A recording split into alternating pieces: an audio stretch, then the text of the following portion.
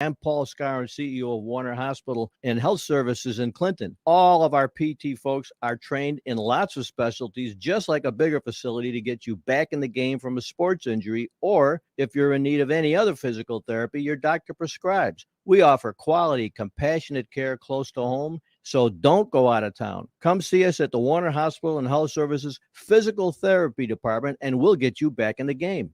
All around Illinois, communities are seeing the benefits of harvesting the wind. In a recent study released by Power Up Illinois, clean energy projects have paid over $300 million in property taxes statewide to date. That helps build new school facilities, improve roads, and keep the tax burden off of local property owners. Apex Clean Energy is a lead developer of wind and solar, partnering with major companies like Facebook to bring investment to local farming communities. And they're proud to be the title sponsor of fair coverage this summer on WHOW to spotlight agriculture in Central Illinois.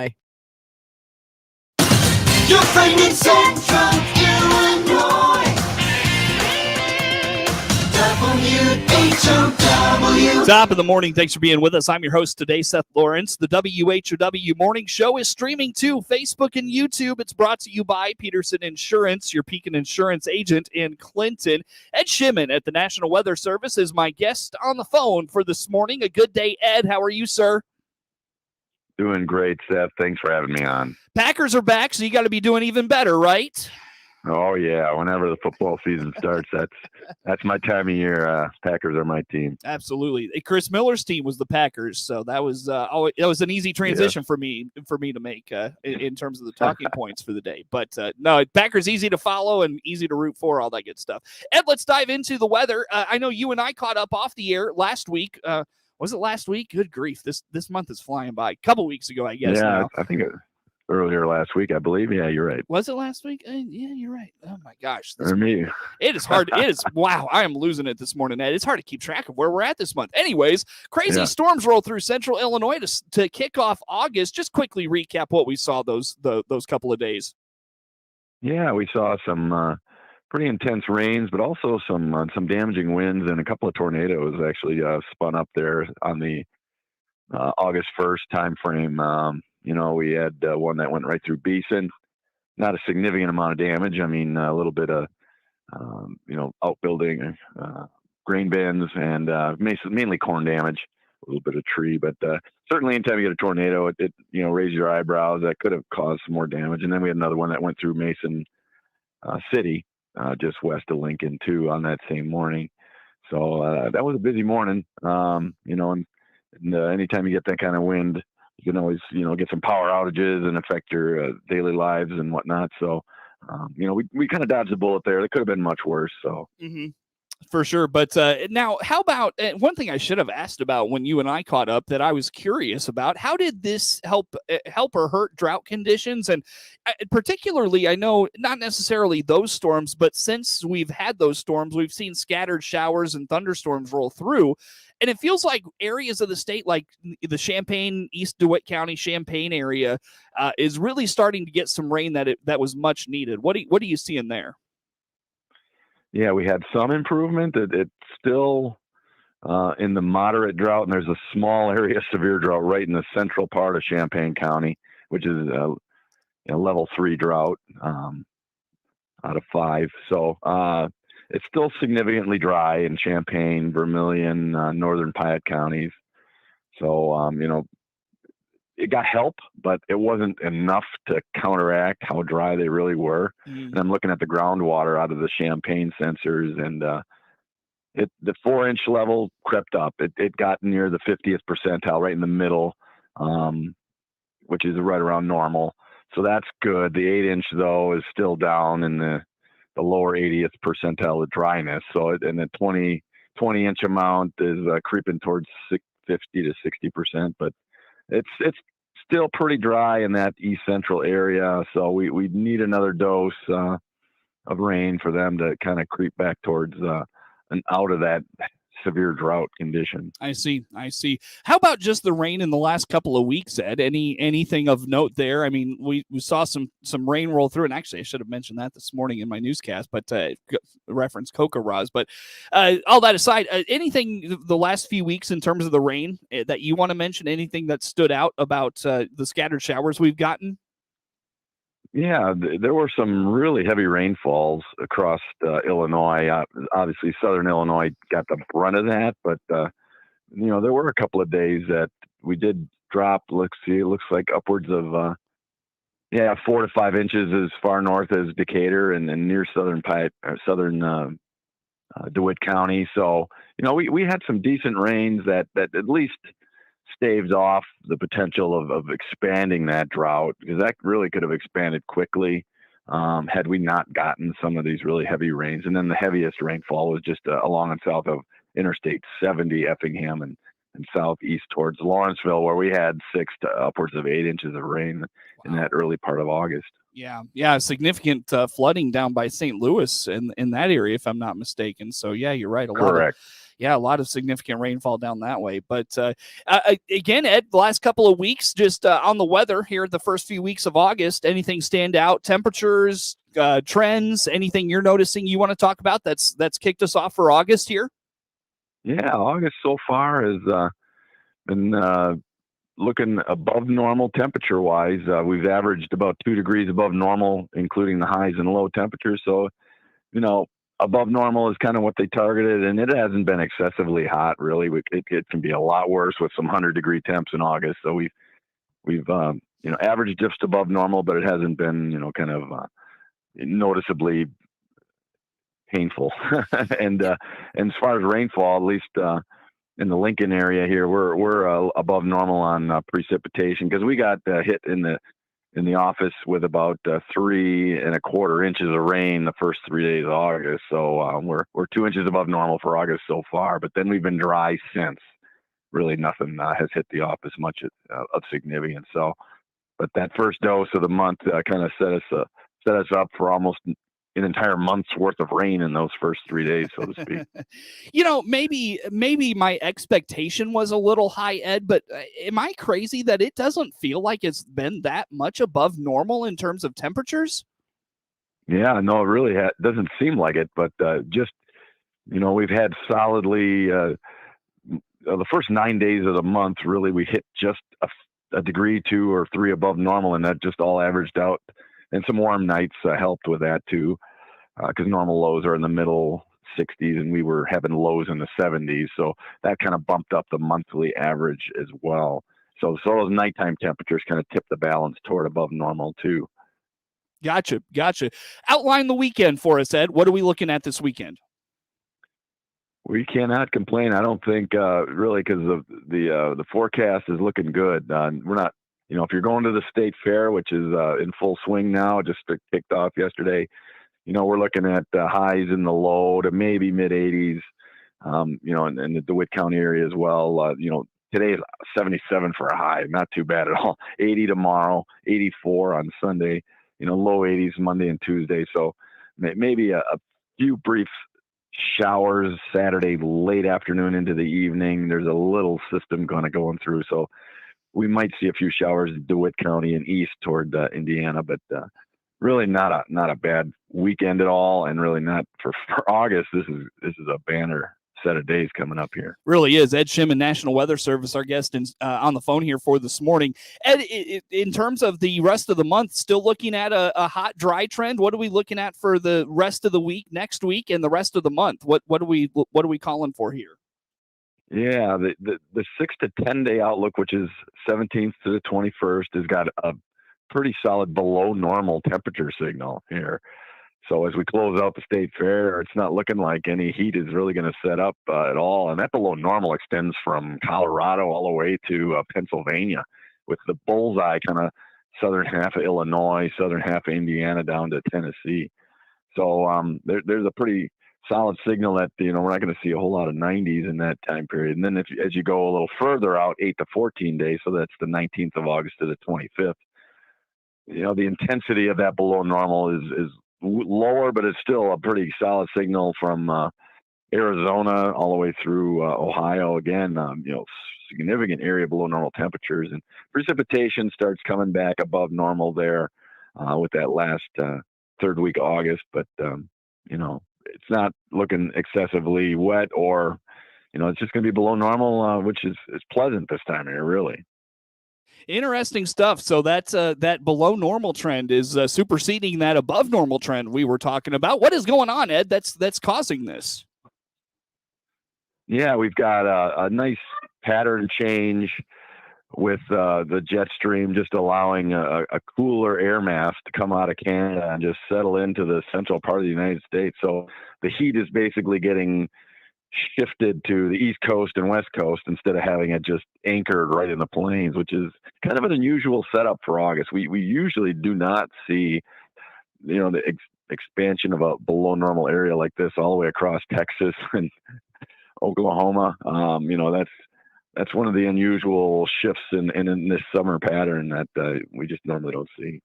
Yeah, no doubt. So beautiful days ahead. And so what has happened to the heat? Is it where is it? Is it coming back?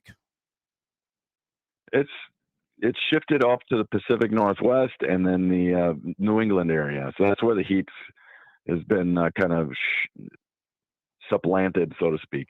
And it's going to stay there probably for a good part of the, even maybe the last week of August, we'll start to see heat shift back toward the plains.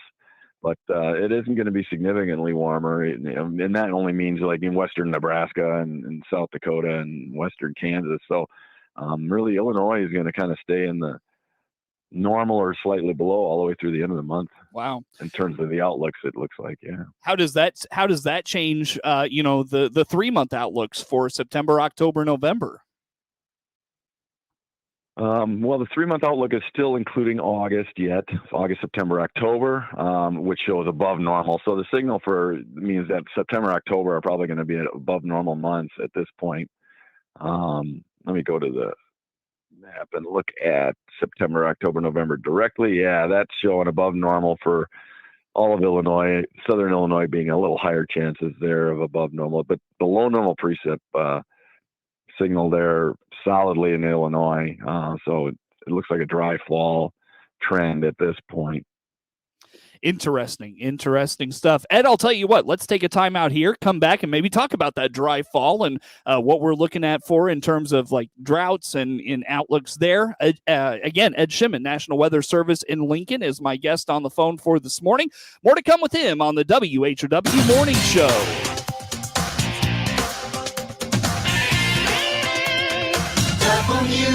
WHOW.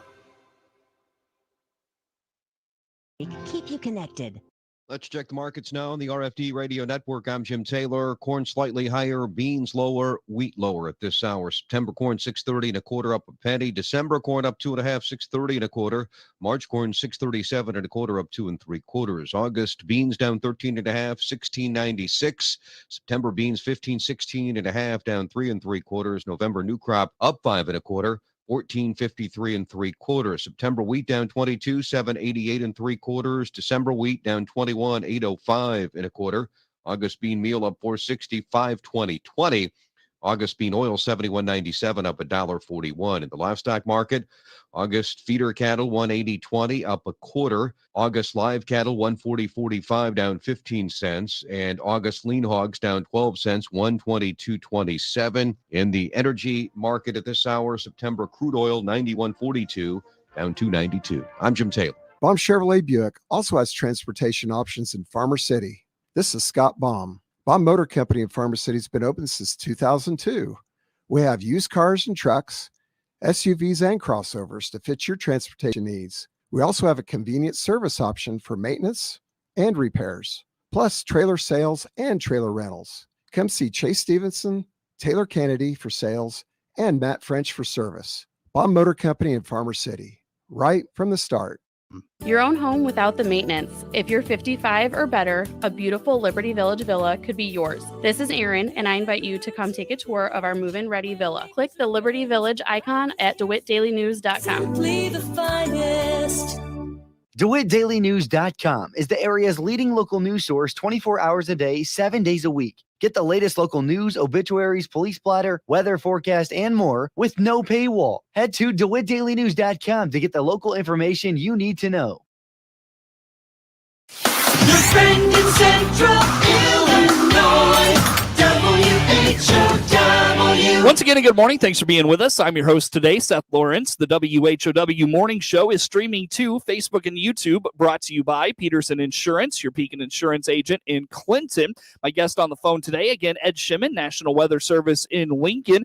Ed, we were talking a little bit in the break there about what this cooler finish to August could mean for Central Illinois in terms of August averages. What do you foresee there? How could we, what could we end up with in August? Could we end up below normal temperature wise? What are you seeing there?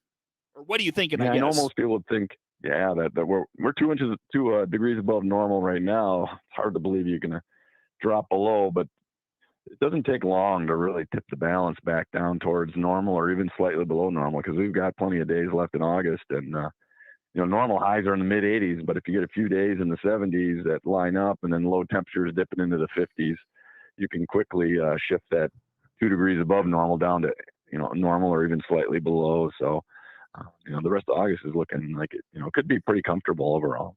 Good to hear. So for the dog days of summer, I think a lot of folks will take it, especially with, fair season underway. And like you mentioned there in that first segment and all of those things.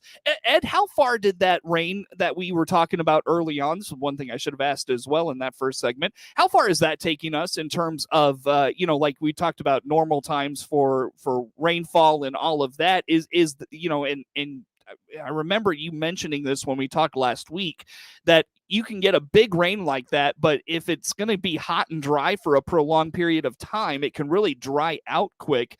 How about sustaining what we received last week and making it last through the course of the month? Yeah, the trends right now, even days that are not hot, if it's windy, if we get windy days, that dries out the surface layers really quickly, because that's almost more effective in drying things out than just the heat, because of the fact that it's a continuous, depletion of the surface moisture, for many hours, even beyond when it's hot outside. So those are the days that'll really affect drought continuing on through the rest of the fall, even if we're having below normal temperatures the rest of this month. So we'll have to see if we can get a couple of doses of really decent rains in that drought areas, because we're setting ourselves up in that area to if you head into winter with a significant depletion of rainfall amounts, that's going to not bode well for the spring season. Mm-hmm. Yeah, we were talking about that in the break. It sounds like it could be a really dry fall, which would continue the drought concerns in some parts of the state. Talk about that with me. Sure. Yeah. The outlook's definitely, with that September, October, November being below normal. And I'm going to just get a quick glance of the winter. Finally there, we're seeing above normal. Okay. So like Ohio to Western Illinois, above normal signal there. So maybe we can have a reprieve and get some decent precipitation amounts in the winter. Not that many people are going to want that because of driving, but when we're in drought conditions, anything that can help, our economy and the farmers, we'll take it no matter what season it comes. Sure. So it could be somewhat of a dry fall, though. And Ed, when it comes to just fall, the 3-month outlook, anything we haven't touched on you want to mention you're seeing in terms of trends or anything like that? The above normal temperature signal, looks like, and then in that time of the year, the highs are dipping down into the 60s for normal highs. So, and then eventually in the 50s, but, above normal would be comfortable still. It's not like above normal fall temperatures are something that are going to impact us. It's just a matter of providing us with, some pretty decently comfortable weather all the way into the potentially early part of winter. Very good. So, Ed, I saw, and I know how much weather folks love to talk about the Farmer's Almanac, but the Farmer's Almanac, I do believe, predicting a snowy winter, which I don't know. I think the Farmer's Almanac always predicts a snowy winter, but how about that, Ed? Are we looking at a snowy winter from what you're seeing? Well, yeah, the above normal precipitation signal in that 3-month outlook from December, January, February, climatological winter, would support, above normal snowfall potential there. It all depends if we get cold air. We do get bouts of rain periodically every winter, and then mixed precipitation, that terrible icing events that we can get. But so I can't denounce it, although we don't we have our own main outlook forecast, so we don't say what the Farmers Almanac is saying as part of our forecast. But you can't denounce that above normal snow potential based on the Climatological Prediction Center's outlook there. All right. So, Ed, as far as I know, just kind of re-emphasizing, we've talked about this before in the past, but always hard to predict snowfall just because precipitation, like you mentioned, ice events in the wintertime, precipitation in the winter can take on several forms. Yeah, exactly. It's highly variable of how much and what type of precipitation reaches the ground in winter, because it doesn't take a very thick layer of warm air aloft, and all of a sudden, that 4 or 5 inches of snow turns into, sleet and a half inches slush, So, right.